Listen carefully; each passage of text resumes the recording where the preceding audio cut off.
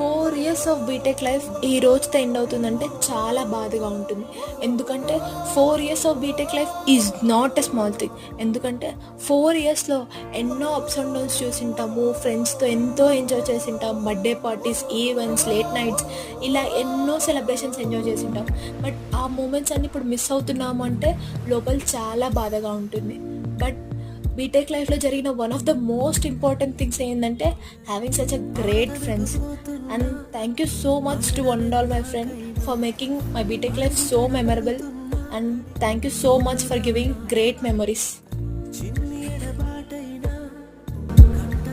చిన్ని ఎడబాటైనా కంట తడి పెడుతున్నా, గుండె ప్రతిలయలోన నేను లేనా, ఒంటరైనా ఓటమైనా